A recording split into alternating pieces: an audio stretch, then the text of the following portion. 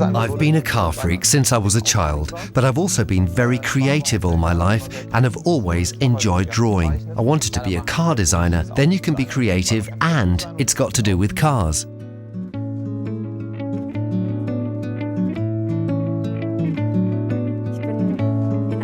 I grew up in a motor racing crazy family. I love cars. It was a major part of my childhood. I know many racing drivers and I've always watched cars.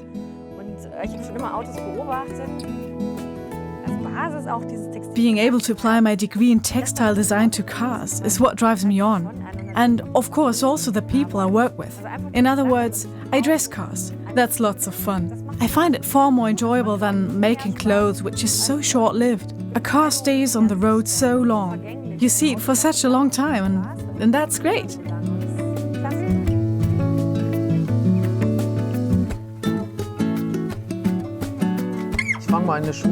It all started when I was still at school. I kept asking my teacher, "What's the job called where you draw cars?" And I always got the same answer from him. Actually, that'd be an engineer. So you have to study mechanical engineering. And I thought, well, my father's an engineer and he can't draw at all, so that can't be right. So as a child, I made up for that by copying cars in watercolors, until I found out there really was such a thing as automotive design and that you could study it.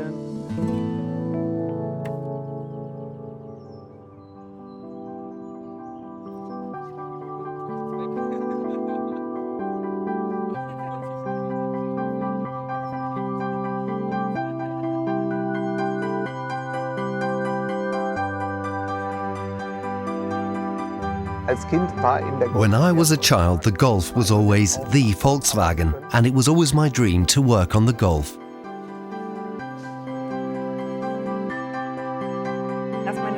When my sister rolled up in a white Golf one day, an absolute beauty, that was really something. Having a Golf in the family, that was really great.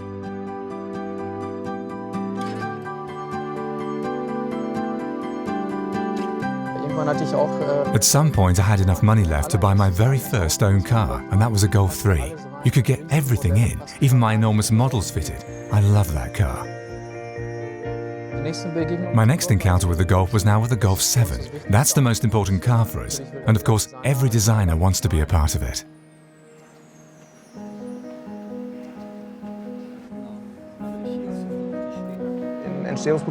In the development phase, we took two models to go by. On the one hand, the very first Golf, the Golf 1, because it's the icon, the original. And on the other hand, the Golf 4 with its timeless, no-frills design that still works many years later. This very pure car design. You've got to preserve the Golf character, but you can't do anything that's too conservative either. The Golf has to keep up with the times. You can't just create the next Golf and make it look a certain way. The Golf has to offer real benefits too. That's when the idea was born, to create a Golf that's very aerodynamic and to bring benefits to the customer as regards consumption due to its reduced weight.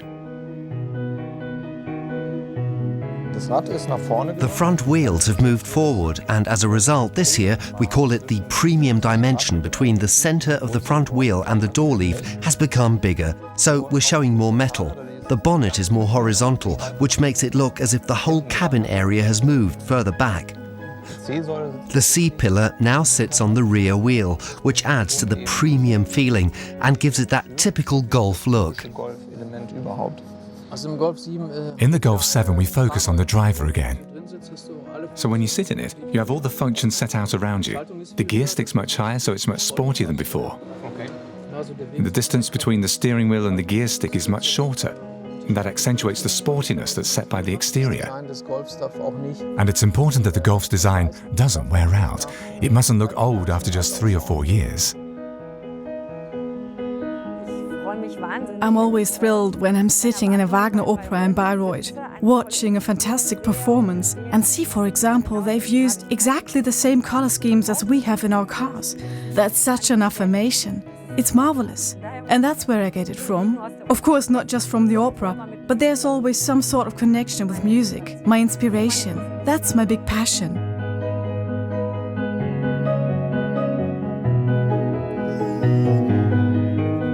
it's a roller coaster ride of emotions. Sometimes you think, wow, I've got it, the ultimate idea and everything's grand. I'm the one, I'm the greatest designer. But then the next day, you can't get your idea to work three-dimensionally.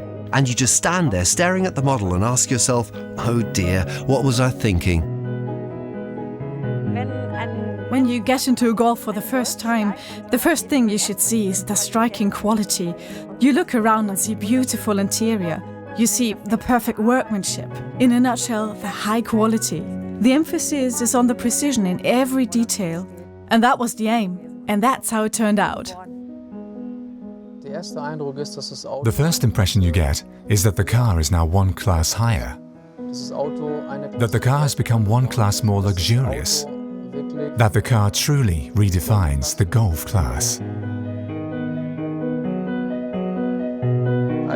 And when, on 5th of November 2009, I still remember the date, my boss called and said, "Philip, we've just chosen your design. Congratulations." That was a dream come true.